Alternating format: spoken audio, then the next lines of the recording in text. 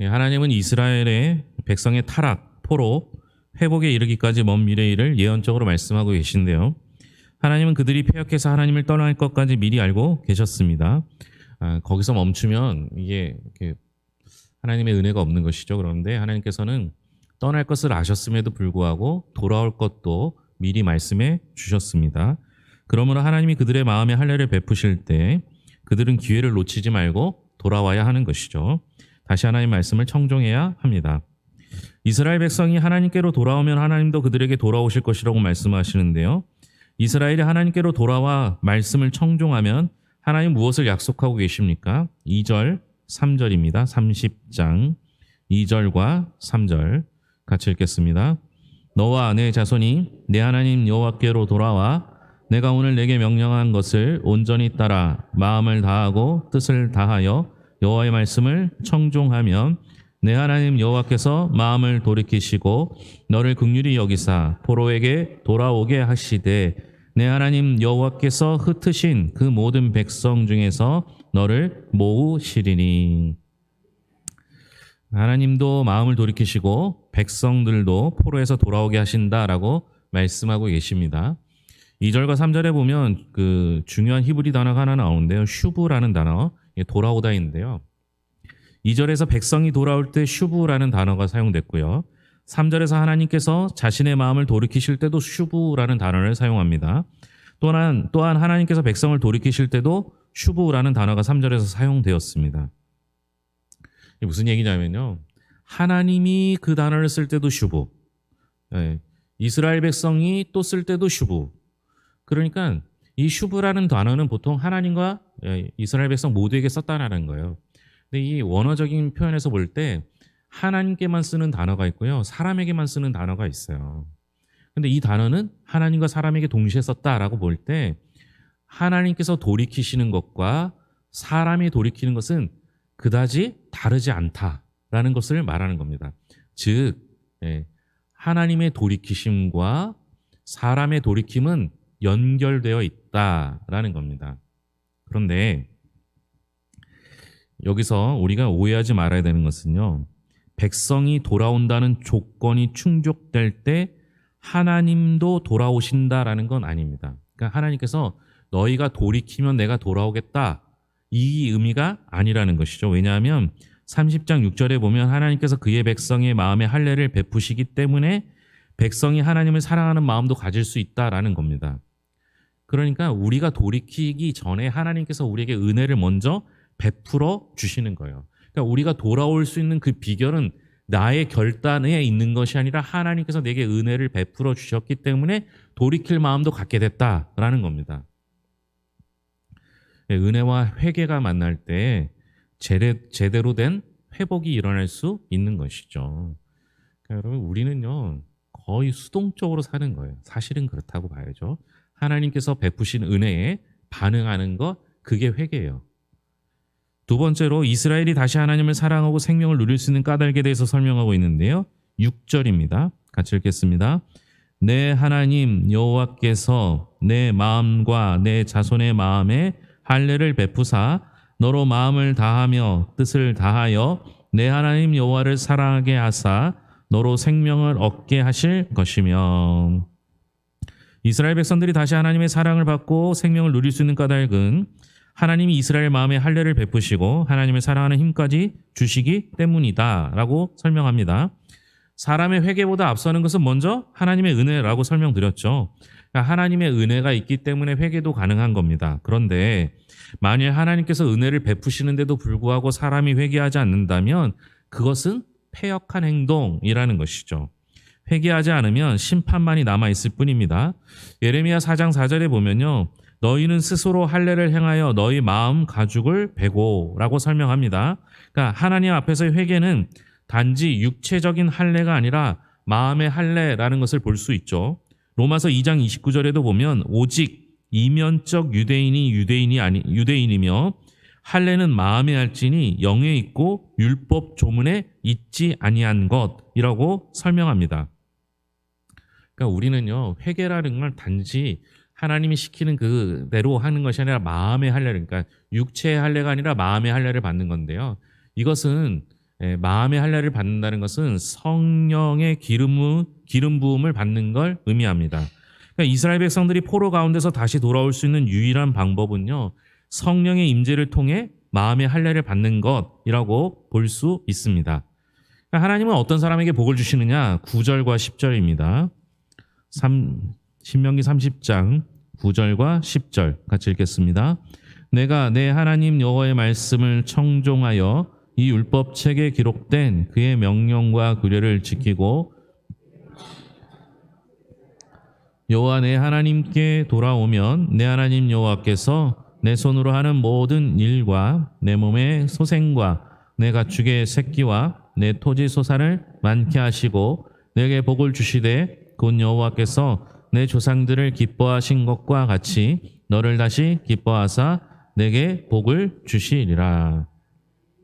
어떤 사람한테 복을 준다고요? 하나님의 명령과 규례를 지키고 전인적으로 하나님께 돌아오는 사람에게 하나님은 복을 주신다라고 말씀하십니다. 하나님께서 말씀에 청종하고 하나님께 돌아오는 자를 모든 면에서 축복하셔요. 즉 사람의 몸에서 태어난 생명으로부터 집안의 가축, 토지, 소산까지 하나님께서 복을 주십니다. 이게 가능한 이유는요, 우리 하나님 모든 생명을 주관하시거든요.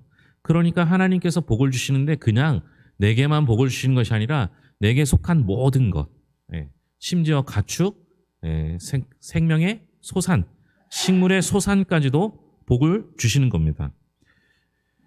그러니까 하나님께서 은혜를 주셔야만 사람이 이 땅에서 제대로 된 생명과 안식을 누리며 살아갈 수 있습니다. 이것은 29장 23절에 온 땅이 유황이 되며 소금이 되며 또 불에 타서 심지도 못하며 결실함도 없으며와 정반대되는 결과를 말합니다. 이스라엘 백성들이 여호와의 말씀에 청종하며 다시 돌아올 때 하나님도 그의 마음을 돌이켜서 다시 그들을 축복하실 것이다 설명하고 있습니다. 백성이 하나님께로 돌아오는 걸 회개라고 한다면요, 하나님이 백성에게 돌아오시는 것은 긍휼의 은혜입니다. 하나님의 은혜가 없다면요, 사람의 회개도 무용지물입니다. 그러니까 그 성경에서 말하는 모든 법칙은 똑같아요. 내가 무엇을 하면 하나님께서 내게 주실 것이다라는 개념이 아예 없어요. 이게 뭐냐? 하나님께서 내게 은혜를 베푸셨기 때문에 내가 무언가를 할 수 있는 거예요. 그에 대한 하나님의 반응은 늘 축복으로 이어지는 거죠. 그러니까 하나님께서 우리가 신명기 28장을 보면 복과 저주의 장이라고 하는데요, 저주에 대한 이야기를 하는 것은 저주를 주시려고 하는 게 아니라 경고를 통해서 저주의 길로 가지 말 것을 이야기하고 있다라는 겁니다. 그러니까 실제로 내 힘으로 하나님을 사랑하는 것 같지만요, 그게 아니라 하나님께서 사랑할 힘을 주시는 거예요. 그래서 하나님을 사랑할 수 있도록 힘 주셨을 때 우리가 그 길을 선택하면 되는 거예요.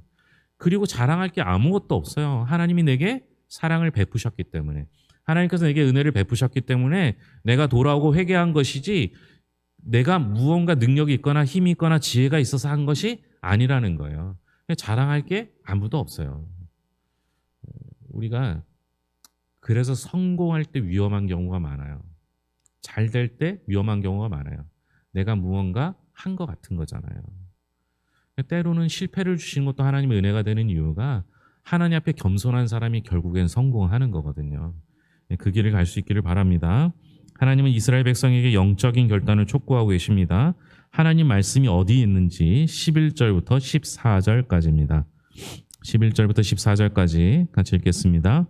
내가 오늘 내게 명령한 이 명령은 내게 어려운 것도 아니요 먼 것도 아니라 하늘에 있는 것이 아니니 내가 이르기를 누가 우리를 위하여 하늘에 올라가 그의 명령을 우리에게로 가지고 와서 우리에게 들려 행하게 하라 할 것이 아니요 이것이 바다 밖에 있는 것이 아니니 내가 이르기를 누가 우리를 위하여 바다를 건너가서 그의 명령을 우리에게로 가지고 와서 우리에게 들려 행하게 하려 할 것도 아니라 오직 그 말씀이 내게 매우 가까워서 내 입에 있으며 내 마음에 있은즉 내가 이를 행할 수 있느니라.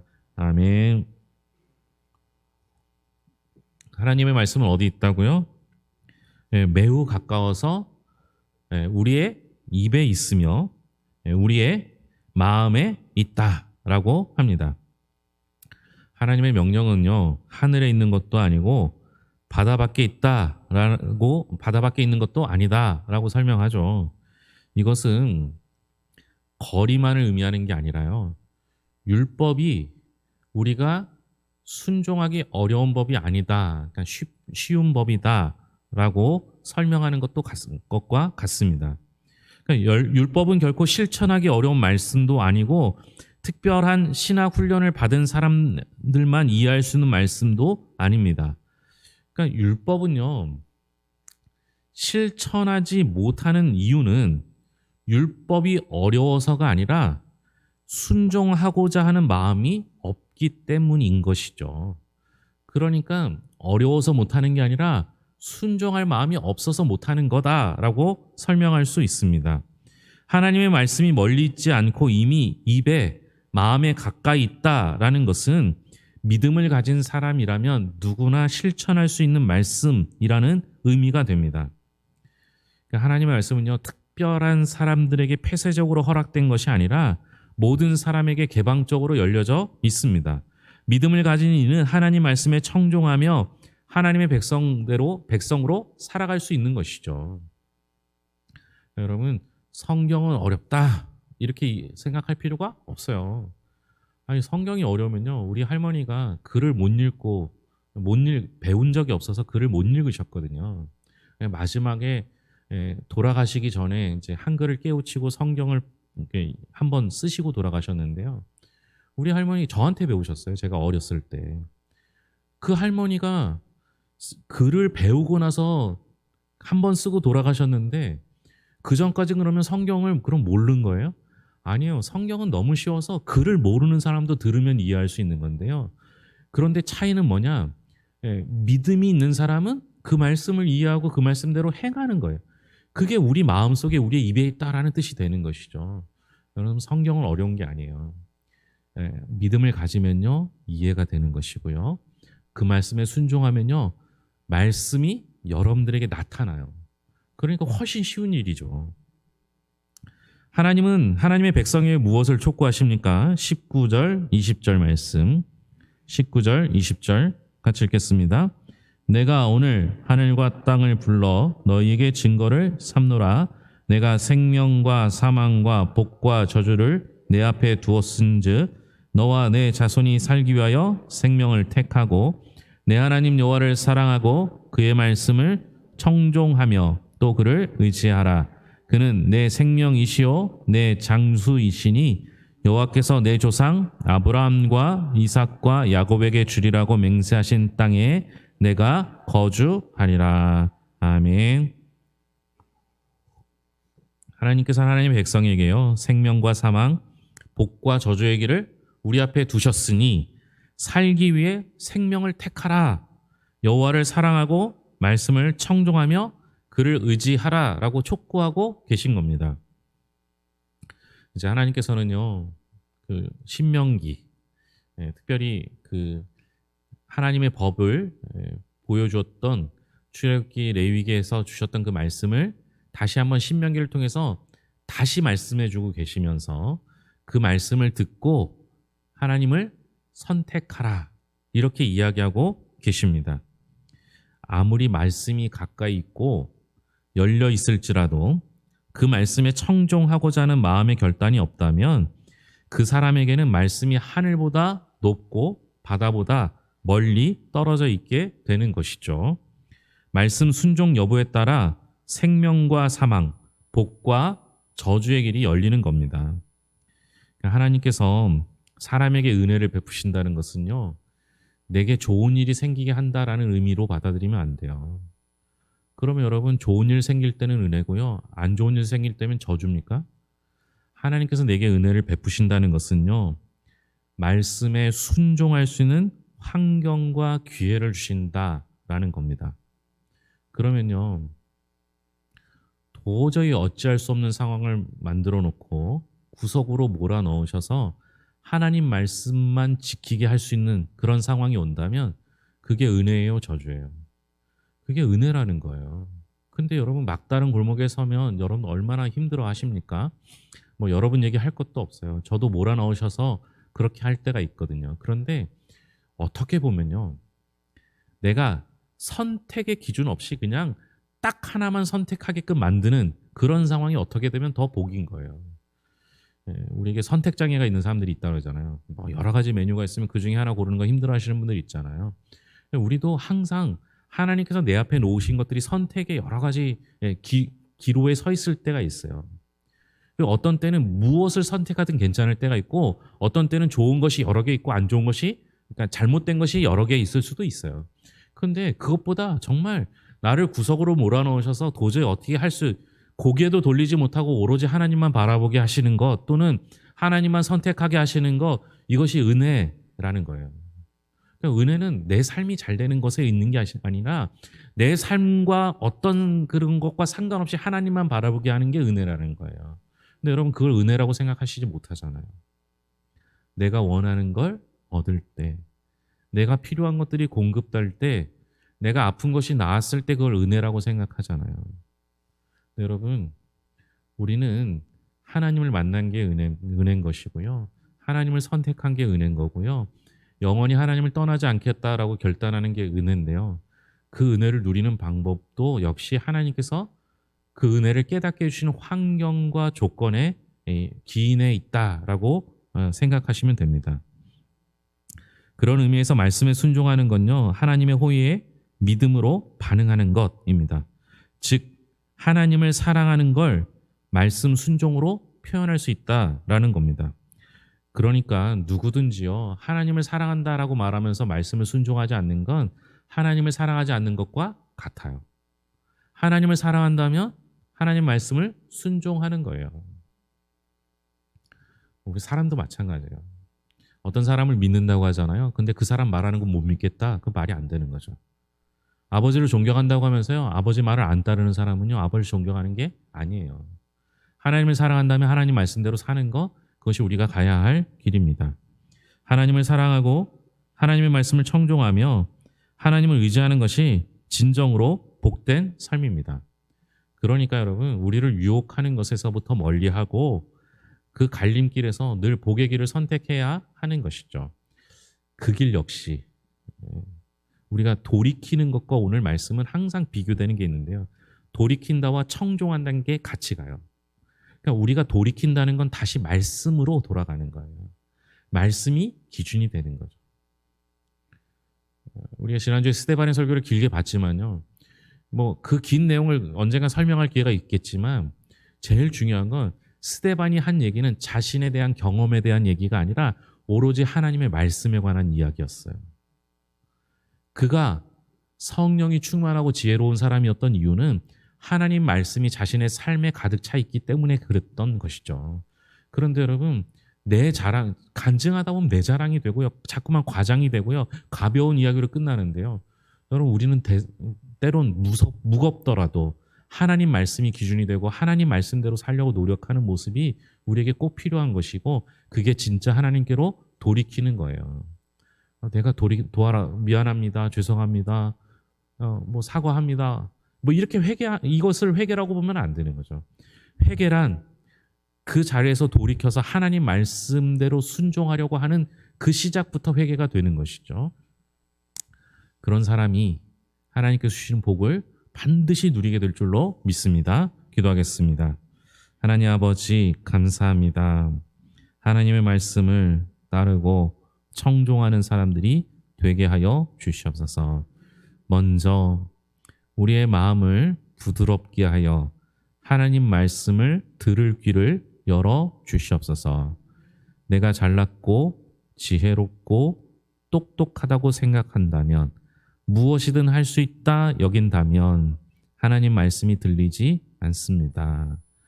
나는 부족하고 연약하나 하나님 말씀 주시면 하나님이 내게 힘 주시면 내가 모든 것을 할 수 있습니다라고 고백하는 자들이 말씀을 들을 수 있습니다. 우리가 결단해야 할 일은 하나님의 말씀이 늘 가까이 있기 때문에 말씀을 몰라서가 아니라 그 말씀을 따르기로 결단하고 선택하는 일이 우리가 해야 할 일이며 이것조차도 하나님이 은혜 주시고 환경과 기회를 주셔야만 가능한 일임을 깨닫고 날마다 하나님 말씀 앞에 엎드리는 자, 그 말씀대로 순종하는 자, 그 말씀대로 실천하는 사람이 되게 하여 주시옵소서. 우리 성도들 가운데 몸이 연약한 이들이 있습니다. 의사의 손은 부족하고 또 때로는 의사가 어찌할 수 없는 상황에 놓인다 할지라도 하나님께서 아직 맡겨주신 일이 남아있다면 하나님이 회복시켜 주실 줄로 믿습니다. 이때는 주님을 위한, 주님만을 바라보는, 주님께 간구하는, 주님의 손만 의지하는 시간이 오히려 은혜인 줄 깨닫고 주님 앞에 기도함으로 해결받는 인생이 되게 하여 주시옵소서. 하나님 아버지, 여러 가지 기도 제목들이 있습니다. 하나님, 무엇보다 하나님의 뜻을 구하는 기도가 되게 하여 주시옵고 그 뜻에 순복하는 기도가 되게 하시며 하나님께서 은혜 주셔서 그런 기도할 수 있음을, 또한 그런 기도할 때 하나님께서 응답하여 주심을 믿고 간구하게 하여 주시옵소서. 여러 가지 형편에 있는 이들에게 하나님의 은혜를 더 깊이 느낄 수 있도록 날마다 감사하며 살 수 있도록 인도하실 것을 믿으며 모든 것을 예수님의 이름으로 기도합니다. 아멘.